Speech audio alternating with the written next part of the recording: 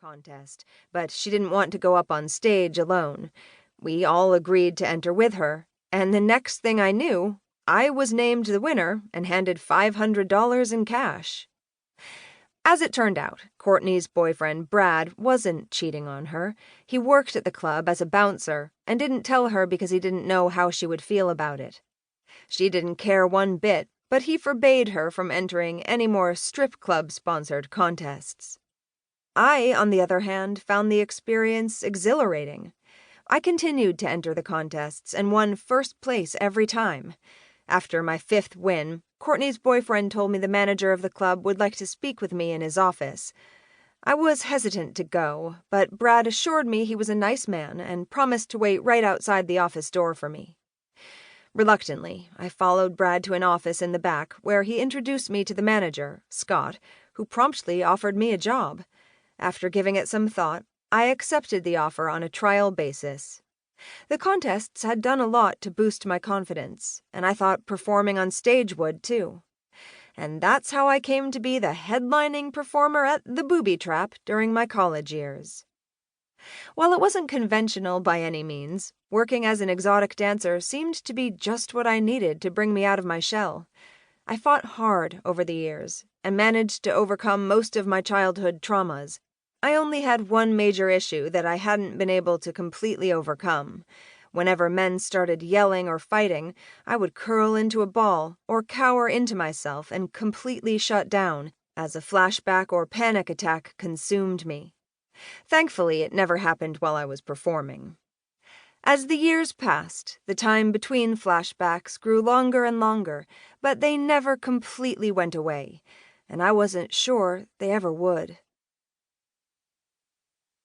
Carbon. I was getting angrier and angrier by the day. Fucking, fighting, and rioting were no longer keeping the red haze just below the surface. After my family's unavenged murder, my only surviving sibling moved in with our grandmother, and I joined the Blackwings MC.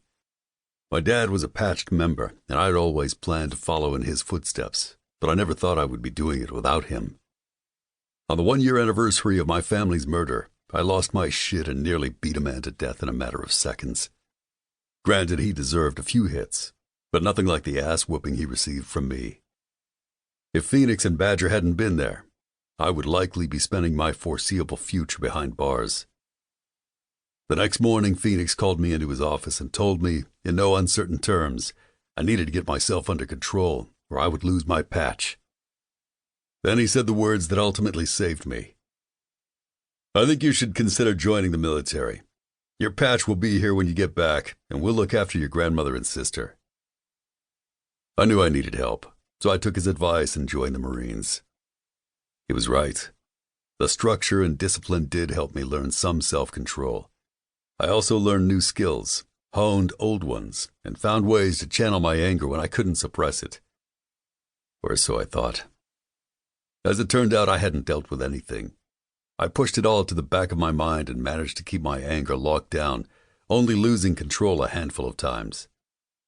Thankfully, my club was there to rein me in each time. Then I lost another member of my family. Grandma's unexpected death was the catalyst that sent my bottled-up emotions into dangerous territory. I was drowning, but there was no lifeline in sight. Chapter 1. Carbon. I pushed the door open and let myself in, surprised by how quiet it was inside. "Mom? Dad?" I called out. Where was everyone? They knew I was coming over. Dad and I were going to look at a bike I was thinking about buying, and Mom asked me to come over early to have breakfast with them. "Mason? Sage? Reese?" I yelled as I made my way upstairs. At the top of the stairs, I stopped dead in my tracks when I saw the blood. Everywhere. I shot up in bed, gasping for breath and covered in a light sheen of sweat. Even though I was expecting the memory to appear in my dreams, it still felt just as real as it did when it actually happened. The memory of finding my family murdered in their home often haunted my sleep. At first, the hellacious scene played behind my closed lids every night. As time passed, the dreams didn't occur as often and finally dwindled down to only special dates, like birthdays.